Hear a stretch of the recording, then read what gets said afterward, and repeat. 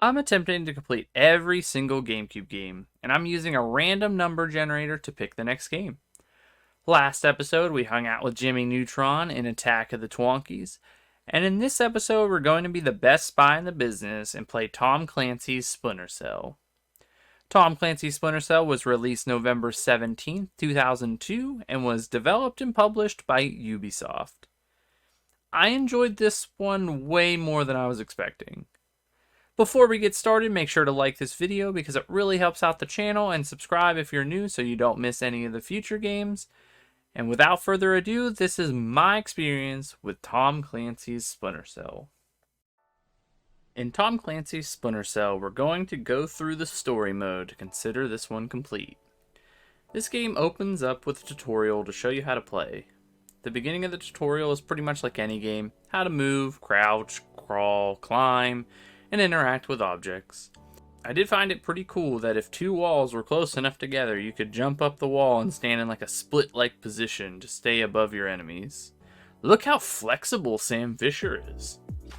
If you didn't know, Splinter Cell follows the character Sam Fisher, the best spy ever apparently, as he helps sneak around and take out targets and collect information. Splinter Cell is supposed to be a stealth game. I didn't play most of this game that way, however, because I suck at being stealthy when playing video games. After we do some splits, the game shows us new things. We figure out how to pick locks to get into rooms. Then we get our first action of taking down an enemy in stealth mode. You just crouch and move slowly behind them and press the A button. This lets you grab the enemy and either knock him out or interrogate him. Holding an enemy hostage allows you to use their eyes to unlock doors with a retinal scanner. This isn't used much during the game, but it is a cool feature to include. We played Mission Impossible in one of the previous episodes, and it had a lot of these features, but wasn't very good. Play this game instead. In Splinter Cell, if you leave a body in the open, it sets off an alarm, but it doesn't do much besides take one of the times you're allowed to alert the guards that you're there. So it just shows you how to hide the bodies in the darkness. Once we do that, we go to the end of a hallway, and that's the end of the mission. The screen turns green, and that's when you know the mission is done. We finished the tutorial. On to the first real mission. This game has some pretty good cutscenes between missions, and honestly, they look pretty good considering the time it was released. The story follows Sam Fisher as he tries to get information about a Georgian leader. This gets more intense as time passes, American soldiers get caught, and they attempt to make an alliance with China. The story is interesting, but overall it's a pretty simple story. The gameplay is where the game shines. After the cutscene, we're sent to Georgia to locate a CIA agent that has information. We start the mission by sliding down a rope over to the burning building. This was neat. I don't know if that would work, but it's cool. We get into the building and find out that our contact was caught in the fire and is dead, but we're able to find some valuable information anyways. We leave the burning building and head over to another house to find a hidden computer that's hiding behind a picture in a bedroom. The people that were there couldn't find it. This computer has some information that we needed, but I'm not sure what it was. This happens a lot to me while playing this game, to be honest. We leave this house and then have to find a computer that is randomly in an alleyway for some reason. We leave this area and immediately get shot down by a random guy that I didn't know was there. There are checkpoints throughout this game, and it makes things much easier so you don't have to do large parts of a mission in one run. We eventually have to parkour from a dumpster over a brick wall. I felt like a real athlete during this part. This was probably the last time I played fully stealthy, because in the next area I began crouching and shooting people in the crotch. Over and over again.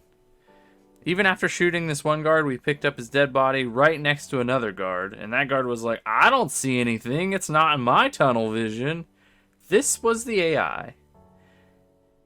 Really bad. Another cool feature is that you can use a mini camera to look through doors to see if there are enemies or guards on the other side.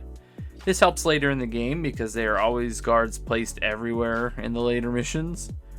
We eventually throw the other guard in the closet because that's where he belongs. Kill a random guy in the morgue for some reason. Unfortunately, we couldn't hide his body in the freezer. Missed opportunity, Splinter Cell. The next guard is in a booth, and we just walk in and shoot him in the crotch. We head upstairs and find 2 guards that can't hear or don't care at all about what's happening behind them. Go into a security camera room and silently take down another guard, and casually leave the building after scaring a civilian. Once we get outside, a white van comes flying up to the entrance, and that's the end of the first mission.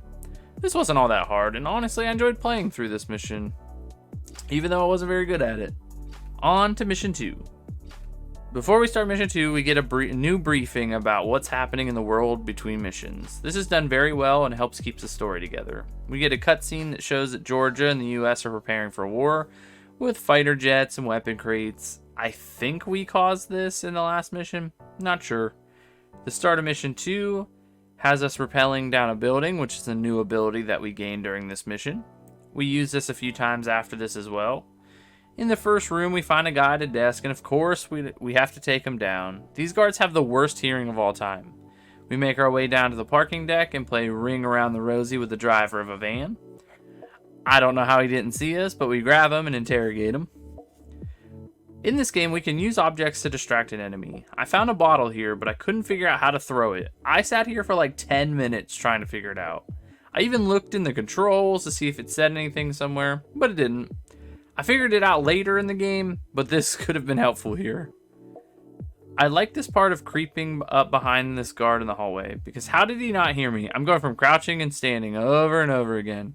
Once we clear the room, we get in the ducts of the building and move on to the next part of the mission. We begin the next part by taking down an innocent cook. I don't know why we have to do this in the game, but they will alert the guards, so we don't have much choice. Look at this next takedown. We somehow take him hostage while looking into his eyes. I don't know what happened, but this doesn't work 99% of the time. We use his eyes to unlock a door and head out to the courtyard, and have to use this device to listen to a conversation between 2 people going up an elevator. We climb some lattice to escape the courtyard and move on to the next part of the mission. The next part has an elevator door that opens and 2 guys come charging out. On this first attempt at this, I killed them, but I found out later you can go in a supply closet and wait for them to pass by. It's much easier that way. We have to rappel again, but I passed by the spot like 50 times. I didn't see it, and we even went back through the area that I just came from, because I thought I missed something. We rappel finally, and have one of the coolest scenes in the game. We rappel down slowly, and we take our chance to kill the leader we're after. Once we do this, guards are alerted, so we have to hang from the window and let them check out the room without them finding us. We also get information from his computer at this point too. I really like this part. I thought it was super unique, and honestly, I loved it. We're told some information from headquarters, and once they leave the room, we pop back up into the room, and we head back to the parking garage. We head back to the parking garage and meet up with our agent friend to leave. Once we do, we complete the mission. On to mission 3. Mission 3 gives us a cutscene showing that US military troops have been captured and are being held hostage by the Georgian forces. We start the mission on an old oil rig. It's burning, and we have to find this guy with a briefcase and interrogate him. At one point, we're hanging above this guard and we fall down like 2 inches from him, and he just continues to walk the other direction. I'm telling you that the guards in this game are either jamming out to music or they have lost all their hearing. We find out that the oil rig is getting bombed, and we have to hurry through the rest of the mission. We go through a bunch of areas, taking out guards, and we find our target. But I ran out of time the first time, and we failed the mission. But the second time, I was successful, and I interrogated him. I don't know what information we got from him, but we take care of it and finish the mission. This mission was super short compared to the other missions of the game, and I think it was a nice change of pace. On to mission 4. Mission 4 starts by getting a newscast that tells us that a bunch of places in the US have been attacked by the Georgian military, I think. I think it's them. Maybe just terrorists. I'm not completely sure. This mission starts with us going undercover to sneak into the United States government building to kidnap this dude. I sort of lost who people were at this point in the game. We get into the main floor and change into our spy gear and start moving down this hallway. The first area has us hack a computer and then sneak up on this guy in a window and take him down silently. Then use an access code we got to head into the next area. We're not allowed to kill anyone in this mission because they are Americans, so we have to use other means. We get an attachment on our gun that allows us to electrocute the guards instead. This only stuns them and doesn't kill them. We can also change the settings of turrets, but I didn't find a reason to do it in this mission. We arrive at a lecture hall where a guy is giving a debriefing on a mission. We have to sneak through the room without being detected, but I just kind of hung out and listened to the lecture. This guy gives a good presentation. A plus, my dude. After going through the lecture hall, we find this guy taking a pee in a bathroom and decide that we have to knock this dude out. He wasn't even doing anything wrong, but we decided to take him down anyway. We find our target and subdue him while he's on a smoke break in the smoking patio, I guess. Since he's unconscious, we have to carry him back to the parking garage. When we arrive back to the vehicle, there's a guy talking to the other agents we're working with. So we have to sneak up behind him and take him down, so we can carry our target back to the truck. Once he's down, we go back and get our target guy and carry him there. There is some conversation, and then we leave the area. And that's the end of Mission 4. This mission was playing more stealth than any mission so far in the game. On to Mission 5. Mission 5 starts with us talking to our best agent friend and him telling us about the details of the mission.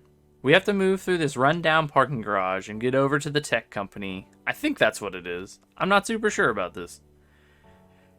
There is this part in the parking garage where we have to take out a bunch of enemies in the dark using our night vision, which I thought was really cool. The enemies can't see us, so they just go around and take them out one by one. The next part has us transfer to the other building, and we have to disarm this motion detection bombs, which I couldn't always get to work, so sometimes they would just blow up and kill me. I'm not sure what I was doing wrong. We end up at this part where we have to save these two employees. They are trapped between two of the bombs, so we have to sneak up to both sides of them and disarm one bomb at a time. This was super nerve-wracking because I was waiting for it to blow up and kill everyone. Then it's a race against the clock to get to the end of the hallway and disarm this bomb that's set to a timer. This wasn't that hard once you know which directions you're supposed to go. We find this guy in a medical bay and he tells us where to find the guy we came here to find. He has some sort of information we need, so we have to go get him before the enemy kills him. We end up finding out that he's hiding in a bathroom and we have to kill this enemy before he kills our target. The whole man of the hour, you know? We gotta stop and do whatever we need to do just for him. Once we kill the enemy, we hop down into the bathroom and then we ask him questions that he doesn't want to answer. So, Sam Fisher starts to be a dickhead to him, and it made me laugh. We eventually threaten to leave him there for them to find him and kill him, and he tells us what we need to know. On our way out, we have to go through a warehouse and take down enemies as we head to the rooftops for our helicopter to arrive. We get to the top of the warehouse and we complete the mission. After, we get a cutscene that shows the helicopter opening up so we can get inside, and our agent best friend is standing there. This enemy comes out from the warehouse and starts shooting at us. He shoots our best friend, and then we turn and we kill him. We find out that our best agent friend dies from his wounds. This was pretty emotional and I wasn't expecting it. That's the end of Mission 5. On to Mission 6. Mission 6 starts with us in China, as we make our way through a city to get to the headquarters of the Chinese leader.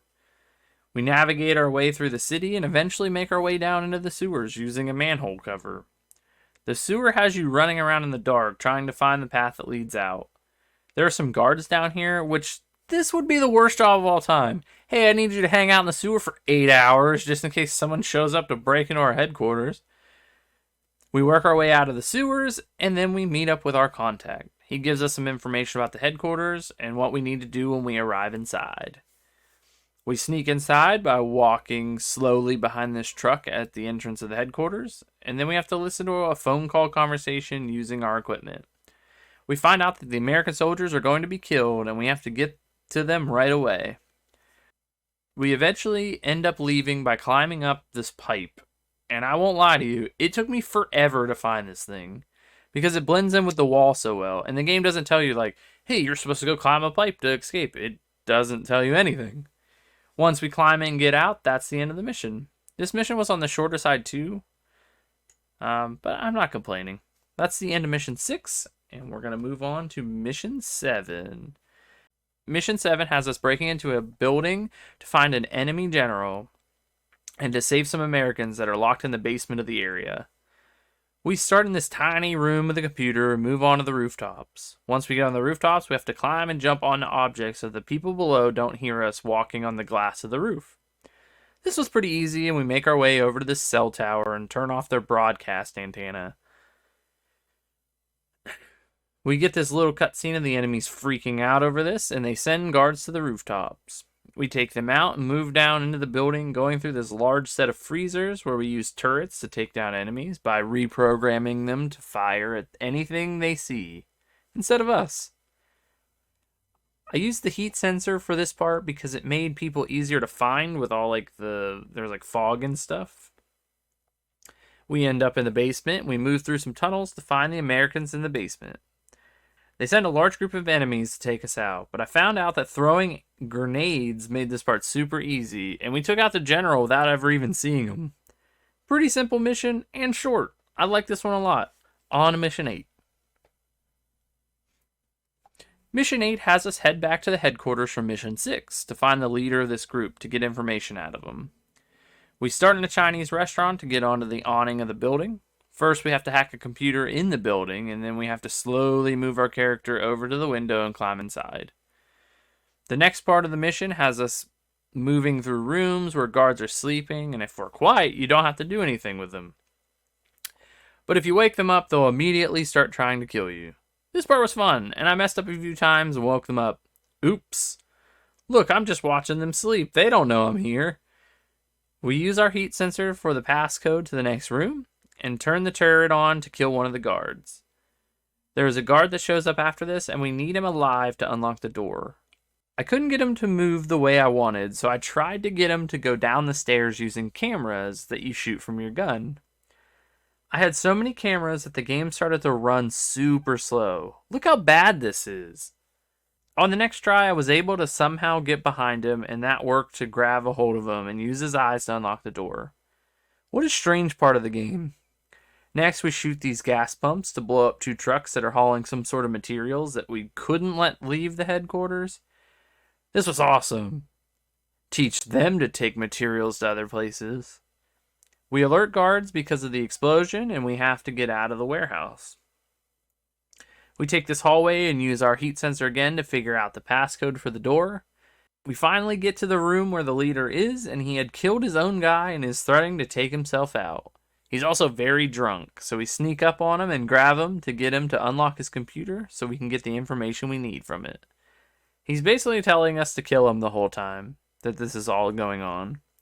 Once the goal is achieved, we leave the room and head outside to get picked up to leave. That's the end of the mission. I like that mission a lot because it was funny how broken some of the stuff was going on, but I enjoyed it. On to the final mission of the game, Mission 9. Mission 9 starts with us arriving at a high-security fortress to find the leader of a Georgian country. Everything is super dark, and there are trip lasers everywhere in this mission. We start by taking out some lights and taking out the guards patrolling outside.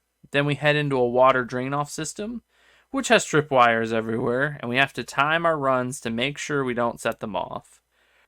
The worst part of the game comes up next when we have to kill this guard's dog. This was horrible. Don't make me kill dogs in video games. That's so sad. Anyways, we make our way into the mansion and check out our surroundings. There are a bunch of lights we have to shoot out and guards that we have to take down. We find more trip laser traps and take out this poor maintenance guy that was just trying to fix an elevator. I'm sorry, buddy. You would have caused us to get caught by the guards. I had no choice. We make it all the way down to the bottom of the mansion and find what I would call an old train yard or something. I'm not sure what this was. I'm not sure what this would have been used for. But our target is here, and he runs from us. We catch him and then start asking him questions, in which he doesn't want to answer for us. We end up just using the retinal scanner, and some soldiers show up and tell us to hand him over and tells us not to move. They leave with our target, and one guard stays while holding a gun to us. Lamper tells us that the lights are going to go out, and we need to make our move when it happens. He begins to count down, and when the lights finally go out, we grab the soldier and take him to the corner of the room. We head back upstairs and take out a single guard that's in the library and make our way to the next part of the mission. We end up in a courtyard again and have to make our way to the top floor where the leader of Georgia is now. Once we get up there, we take our sniper rifle out, hold our breath, and take a nearly perfect shot through a window to take him down. The leader is dead. Now we have to escape. As we're leaving, a bunch of guards are trying to take us down. They're running carelessly, one right after another. Makes them pretty easy to take down. We get outside and we get this cutscene where they're trying to shoot us with a minigun. We jump off the roof and we land in our helicopter. And then the helicopter pops up and we say, hello, and then we fly away. The next cutscene shows us on a boat with our daughter, and we get a news report talking about everything is fixed now, and we saved the troops being held hostage. Sam Fisher then gets a phone call. Looks like he's going to get another mission. Then the credits begin to roll.